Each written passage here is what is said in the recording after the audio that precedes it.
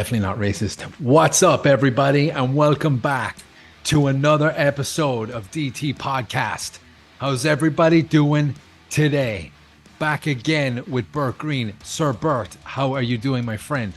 I'm doing great. It's Friday. It's muggy as hell, or it's whatever day we're going to be posting this. Sorry, I've just ruined it already. You did. You know? Yeah, it's absolutely fucking destroyed. It's just destroyed. So it's whatever day it is when we want you to believe the day that it is. It's fight day, bro. It's fucking Saturday, man. But I mean, I tell you what, it's the worst kind of weather right now because it's been grey all day, right? And you think, oh, maybe there'll be a nice breeze. There isn't. It's all just muggy, horrible. It's disgraceful. You can't.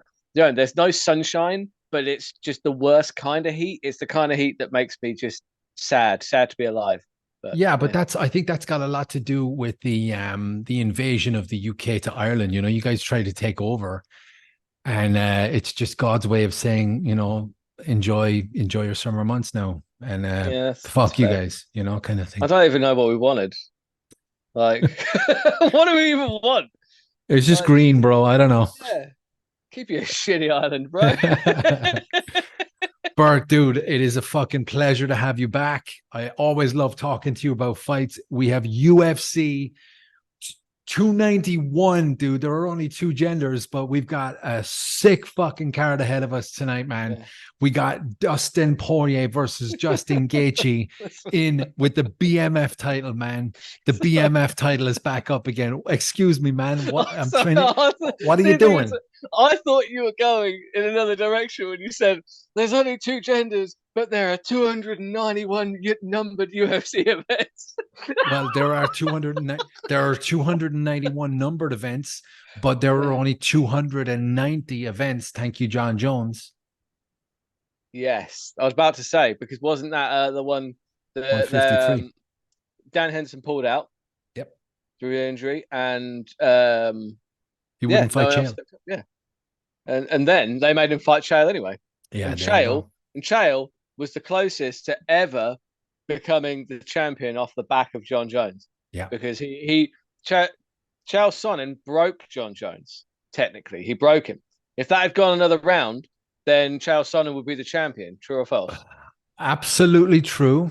It's there's the asterisk next to Chael and there's the asterisk next to Matt Hamill. Yeah. Undefeated, undisputed. The greatest arms with the greatest charms. The biggest arms in Westland, Oregon. There you go, man. The American gangster. Miles off track. The man of the hour. Too sweet to be sour. I absolutely love Chael Sonnen, man. He is my number one favorite fighter of all time. Without absolutely a shadow love of a doubt. Same. Yeah, to be fair, but him and Randy Couture is probably my number one. Yeah. All time. Like the natural. I saw Matt Serra on Rogan, and it was just so funny when he was like, oh, they call it, you got Randy Couture standing there all ripped. It's like the natural. It's like, can we get a different nickname, bro? Come on. It's like, I don't know. I don't know. He was never found to be doing steroids, so I don't know. He's not like he was the biggest of like heavyweights. What do you reckon? Do you reckon Randy Couture was natch? I think he was. I think it's impossible to say. You can't say it because of muscle, because it's got absolutely nothing to do with muscle. But back in the day, dude, I mean, they're saying that back in the day, 99% of fight. Let me finish this goddamn point, fucking Brendan Schaub. Okay. They say that 99% of fighters were on juice. And then even before USADA came in, it was just this fucking onslaught of steroids. And it was who had the best doctor, who was willing to pay the most money to get those tests beaten before they were improved, you know? Go ahead. Yeah, because it just seems like Randy Couture had just lots of integrity. So for me, I feel like if he says that he's natural, I, for one, believe him. I mean, if he says to his wife he's not plowing another woman, obviously she can't believe that because that's obviously happening. But when it comes to steroids, I feel like he had a lot of integrity. Did he have integrity in business? Probably not. Did he have integrity in his marriage? No, heavens no. But did he have integrity when it comes to steroids? Probably not. You just can't say it. We have to say allegedly as well. We need to have like a disclaimer, right? Because otherwise we're allegedly. liable to be sued personally because But this isn't a company, you know. Sorry, go so ahead. My apologies, man. all that being said, like Randy Couture is one of my favorite fighters of all time. I think my favorite fight of all time, the one that really cemented the UFC for me, was when because I watched the build up for it. I watched the fight beforehand where Randy Couture was commentating on Tim Sylvia's fight, and Randy Couture had retired, and he sits there and he's just like, "Oh my god, there are so many holes in this guy's game. Why are people not exploiting it?" And Tim Yeah. Sylvia kind of overheard it. Was like, "Look, old man, you want to go? Joey, I'll go." It's like, look, I will come out of retirement to whoop your ass. Just put that belt on the line. I will do it. And they did it. And yeah, he tanned his hide from pillar to post for 5 rounds. Just beat him. That first round, that first 10 seconds, Mm. it was like a fake inside leg kick to Overhand right. overhand Yeah. right, and Perfect. fucking the crowd went nuts, dude. Oh That yeah, was I was insane. watching it and I leapt out of my chair. I was like, he's Yeah. gonna do it. He's gonna do it. You know, and then they wrap the belt around him and he just gets the mic like, not bad for an old man, huh? Yeah, man. Sick. Well, gender affirming Brilliant. care is not real health care, but what we'll talk about now is UFC 290 fucking one, dude. We don't have a lot of time, right? That's true. Yeah. We have a huge card ahead of us, and Oh I yeah. just feel like I'm talking like a podcaster, and I need to calm my energy because I'm not Joe Rogan or like the other fucking small podcasters out there who like to think that they could do 3 hour podcasts and everybody's just going to watch. Not the Yeah, we're not case. doing that. We're not doing that. Not a fucking prayer. There's too much here to talk about, dude. We're going to have Yeah. to just touch on these fights. Main card, Michael Chiesa, Kevin Holland. I watched your breakdown during the week. It helped me shape who I'm going to go for. And this weekend, Bert, I'm going to make some picks. I'm not going to make them on this episode. Okay. I'm actually going to make them when I'm watching it live, right? Because it's got a lot to do with the demeanor of the fighter when he enters the cage. Huge Mm. factor, right? If I get more than 3 out of the 1, 2, 3, 4, 5 fights, 5 main card, I'm going to start putting money on fights because I think I'm pretty good at, picking them, but I'm not really fully invested in getting the information. I just do it for fun. But I'm going to start putting some, like, not big money, like $5, $6 here and there, Michael Chiesa versus Kevin Holland. I mean, that's an unbelievable fight from a jiu-jitsu standpoint, right? It is, yes. But for me, it comes down to a couple of factors. Like which Kevin Holland turns up. Because Kevin Holland, you've got two guys there. You've got the one who's like a world beater, who's knocking out Jacare Souza from his knees, or you've got the guy who can't really be bothered to win. He's just getting dry humped by Derek Brunson for 5 rounds or whatever it was. Now, Yeah. the problem now on the feet, no contest. Kevin Holland wins that all day. That's fair to say, I think. Now on the ground, it's a different story because Chiesa, I would say Chiesa, but it's Chiesa. I do Yes. apologize, Michael. I'm sorry if you're watching this. I'm sorry. I'm sorry. Sorry, I keep messing your name up. Like But he you would have a fucking watch me. hey, he might. Hey, anyway, Chiesa, he's got a crushing top game, crushing top game. And what has Kevin Holland struggled against in the past? Guys with crushing top game. Now, it's all dependent on whether Chiesa can get it there. Kevin Holland is a big lump. He's a big welterweight, very big welterweight, whereas Chiesa is more of a natural kind of welterweight. So that's going to be a factor. It's a tough one to call, but I'm going with the underdog in this one, who is Michael Chiesa, purely because of the crushing top game. If he can get on top of Holland, he can frustrate him and maybe make Holland believe that he can't win, because Holland gets into that mindset sometimes when he's got somebody on top of him who's just negating everything that he does. He kind of just gets into a huff and he's like, "Well, I can't win this. This is stupid. This is dumb. This is Yeah, dumb. yeah, I can't win this." Do you know what I mean? yeah. But on the other hand, Chiesa, he's on the desk a lot these days, and whilst he's not that old, he's not young either, and a part of me thinks he's 1 foot out of the door, and that could be dangerous because Kevin Holland is never going to be allowed on the desk because he's just a nutter. Absolutely, man. It's going to be a fun fight, though. I love watching Kevin Holland fight when he's on and he's funny and he's talking and he's loose. So we'll see how that one goes, man. Conservative all the way. Liberals can suck a fat one. Tony Ferguson versus Bobby Green. Dude, I fucking love Tony Ferguson, right? But Chael Sonnen brought up a frightening stat yesterday in the media day. Of Tony Ferguson's last 20 rounds, he has not won a single round. Yes, but look at who those people are against. Look at who he's been Yeah. against. He's been But against the Bobby top Green, guys. Bobby Green Bobby, too, man. Killer. no, he isn't. No. No, no, yeah, Wow, no, you he's disagree no, with no, me. no, no, no, no, no. He's Bobby Green is he look, he might be good enough to beat Tony Ferguson. I'm not saying that he isn't. But if you're putting him in the same category as your Benil Dariush's, your Michael Chandler's, your Charles Oliveira's, even a Nate Diaz, I feel like every person on Tony Ferguson's five fight losing streak, every one of those guys beats Bobby Green, in my opinion. Wow, okay. But he's fighting Tony Ferguson. So Tony Ferguson not doing very well right now. No, but look at who No. he's been fighting. He's been fighting like because look, Nate Diaz is still a top level guy, and that was a fun fight. Mhm. Before Michael Chandler uncorked that front kick from hell, that was a competitive fight. It was like Mhm. I'd even give Tony the first round, honestly.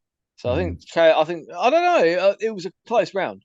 I thought I'd get. I think you could give it to Tony. I don't know what the judges scored it, but either way, I don't think Bobby Green is in that. You look at who he's beaten, who he's lost to.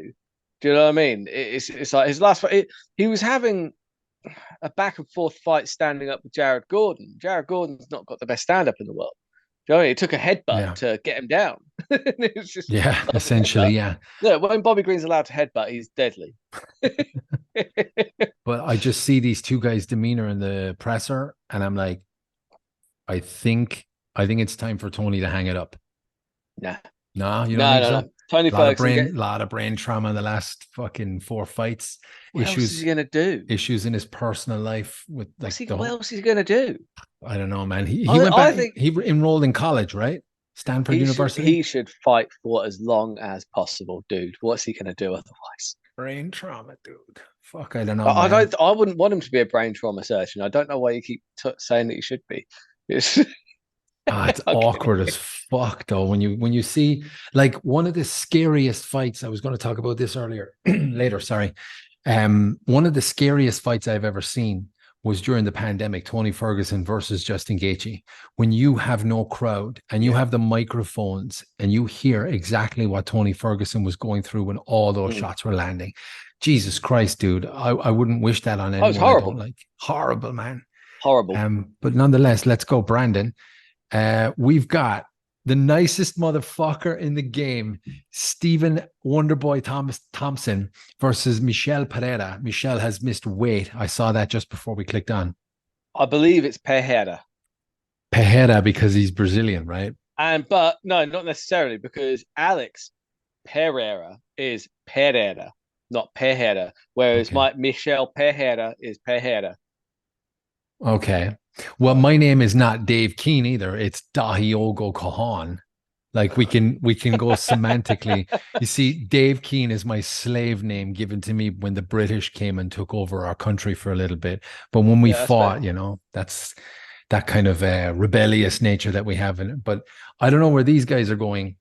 I'll just say Michel Pereira. Is that how you're saying it? Pereira, yeah. Okay.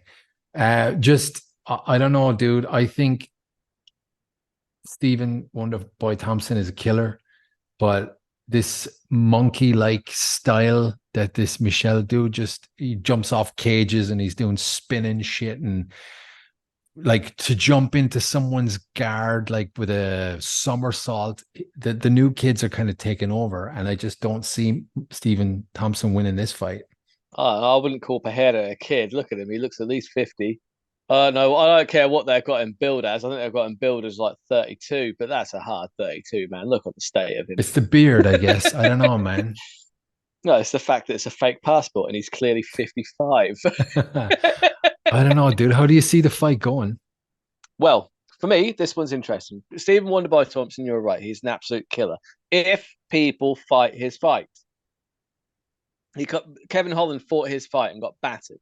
Yeah. If people fight Thompson's fight, then if they don't mix the martial arts up, then they're going to get killed because karate, his stand up is phenomenal. Hmm. I don't think Pereira is going to stand with him the whole way. He's at least going to threaten takedowns because Pereira, whilst he's phenomenal when it comes to stand up, but he's got almost as many submissions as he does knockouts. He's got a very good submission game. I think that's where this goes. I think Pereira has more ways to win.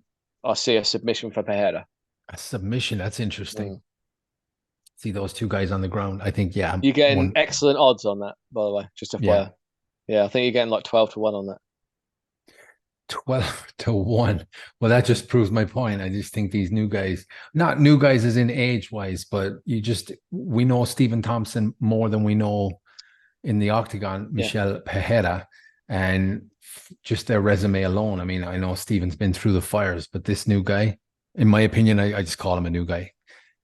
Killer, absolute killer. Jan Blachowicz, former champion versus former champion Alex Pereira. I can't see Jan losing this fight, dude. Alex is just not. He's more of a. He's not as explosive, I guess, is what I'm trying to say. And I just think if the Jan that shows up, that we know shows up, I think Alex is going down here again. I don't know. My problem is this. I agree with everything you said. I don't see a way. I don't see anywhere that Blachowicz loses this fight. That being said, I'm taking Pereira by knockout for the following reasons. Wow. I think that on the feet, actually, it's far more even. But I would give the edge to Pereira easily because he's so good. His low kicks are so sneaky. But one thing Blachowicz he kicks shin to shin, which is vicious. It's horrible, and so that means his legs are very, very tough. So I'm not saying he's going to succumb to the leg kicks. I'm just saying that Pereira mixes them up very, very well. Pereira has also just got his kickboxing is on another level. It really is. Put these guys in a kickboxing fight and Pereira wins it.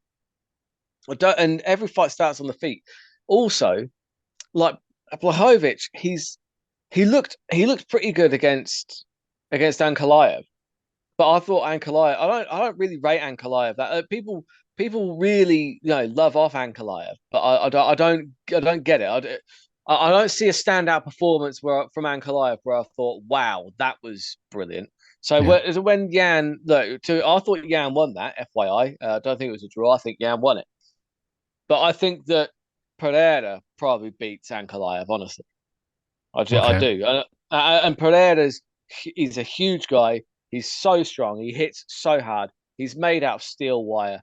Every round starts on the feet. Blachowicz is now 40. Sooner or later, that's going to become a factor. I don't know if if he grounds him and just submits him, that's fine. But I don't know if it's going to be as easy as people think it's going to be. I think that Jan Blachowicz is better on the ground, but Pereira, he probably got taken down by Izzy because you're not training for that. You're not expecting that from Israel Adesanya. Pereira 100% knows that Jan Blachowicz's best chance to beat him is to take him down and submit him. So do you not think that he's been training that with one of the best grapplers in the world, Glover Teixeira? Do people think that he's not been addressing that? You've got to be mad. Do you know what I mean? Pereira, knockout. That's my call. Wow. That's a bold prediction. I'd like to see that now. Dude, I don't know what to make of the whole issue of people making fun of the BMF title. I have a lot of issues with the BMF title myself. I'm prepared to get over them because these two guys are bad motherfuckers. I also would like the UFC to start saying bad motherfuckers because censorship. Bad mother effers. Censorship is just gone fucking nuts these days, man. I'm watching a lot of podcasts that talk about different topics. And when they clip them and put them on Instagram, which is what you would need to do, is they will edit and mute out or censor all of the not bad language, like fuck, when people give out about language, when they say bugger. Or when they talk about things like, I don't know, risky subjects like abuse or sex or something, everything is muted and fucking and censored out. The BMF title was won on a cut over the eye. It wasn't a knockout. It wasn't a submission. It wasn't a beatdown.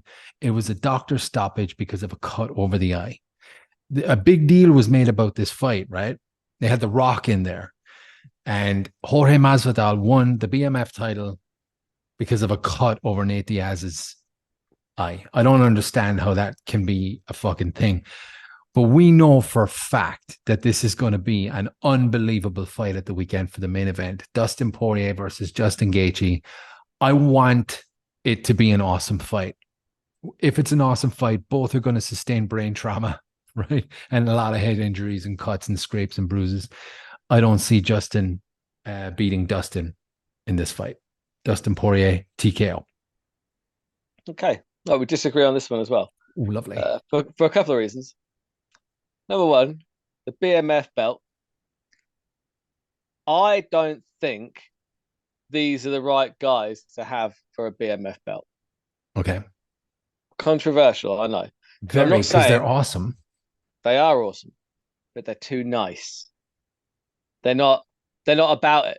Do you know what I mean? Neither of them are getting like Nate Diaz, he throws down literally any time. He doesn't think about it. He gets into fights all the time, right?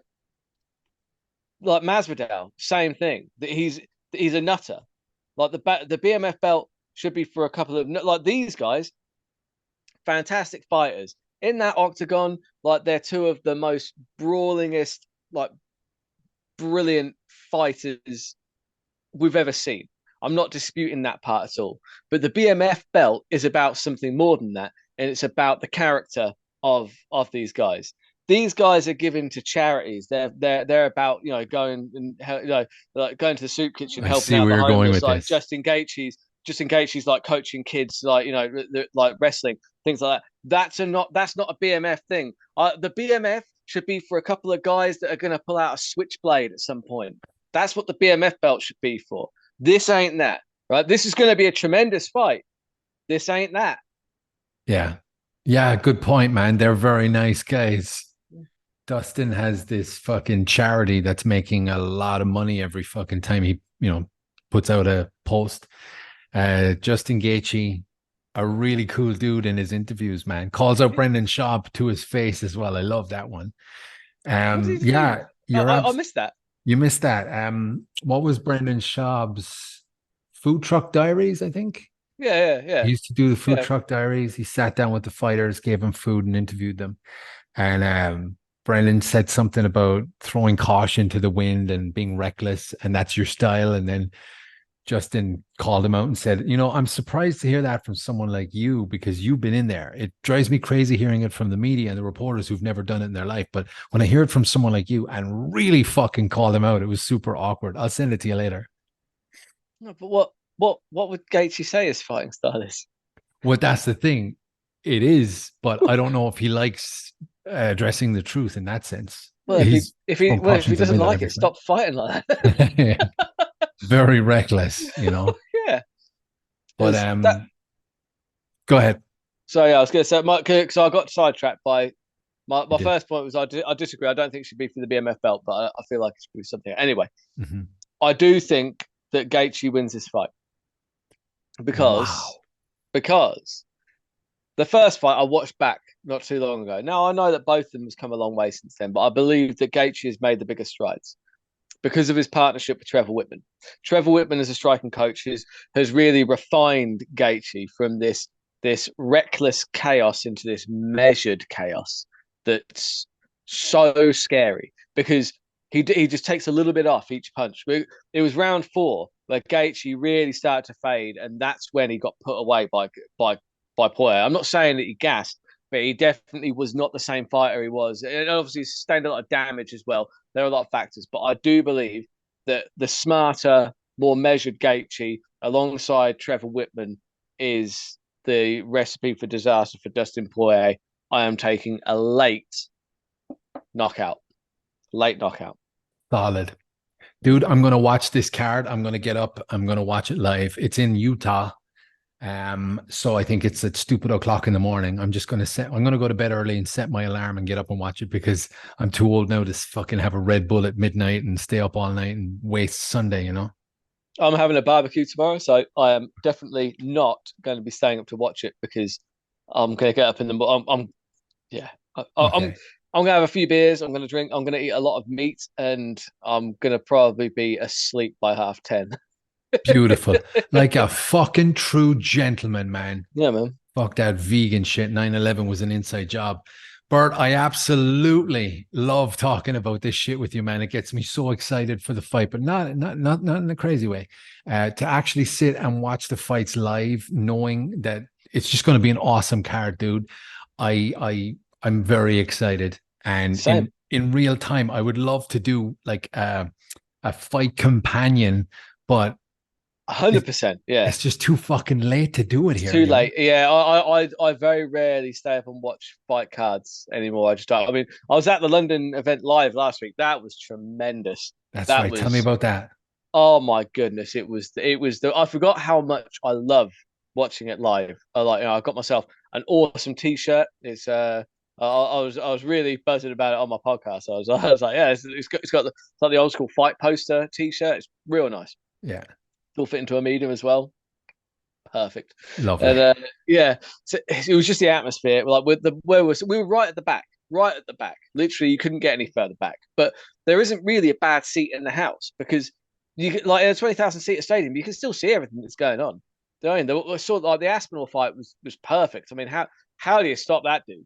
Yeah, I mean, he's just because again, like loads of people are calling out Michael Bisping, saying, "Oh, the dude's on crack," because Bisping he literally said, "He's like, I know that Bisping's a little biased, but he said, look, looking at the way that Tom Aspinall fights, John Jones can't hold a candle to him. He needs to retire."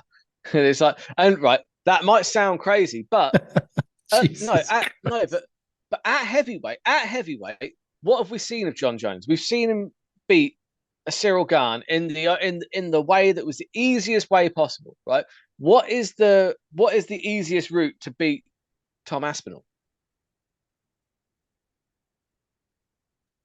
I mean, you're talking about staying at distance. If John Jones, eye poking for sure, leg kicks. Mm. Take John Jones wrestling is unfucking matched. He got chailed down with ease. You probably just take Tom down, lay on him, and elbows, cut him up. I don't know if you take Tom down that easy. I really don't. Really, yeah. Is Tom Aspinall he has been doing jiu-jitsu since he was like 4. His dad runs Aspinall Jiu-Jitsu. Do you know what I mean? He's been Right. a black belt for a very long time. And people think that like because Aspinall likes to stand with people, but people forget that he's when he goes to the ground, he makes it look so easy. Right. Like it's jiu-jitsu is like breathing to him. So I don't know. I don't know if going to the ground is the best thing to do.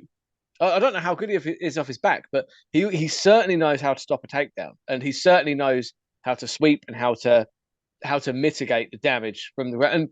And on the feet, you've got to get there. On the feet, how fast does he look?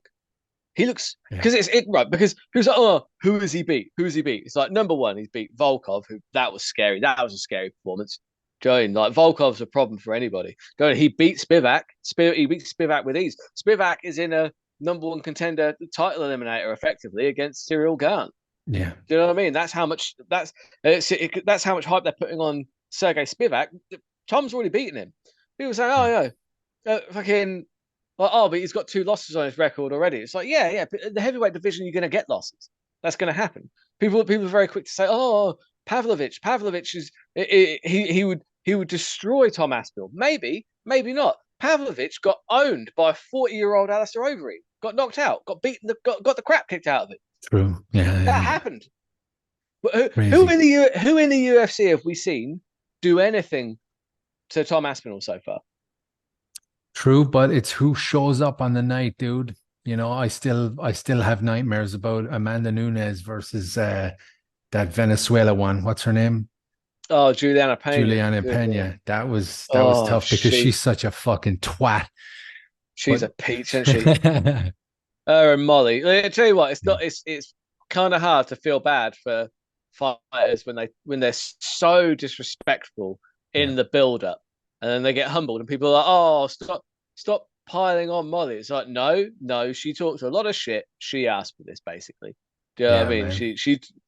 She was being a real dick in the weigh-ins, being a real dick to her opponent, being as disrespectful as she could possibly be.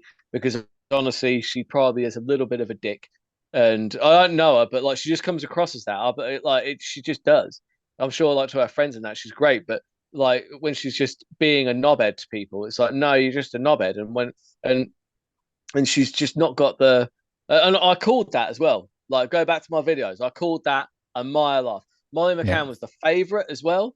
Joey, cause I was saying to people in the crowd, like guys, turns, oh yeah, Molly McCann's next. I was like, she's getting beat.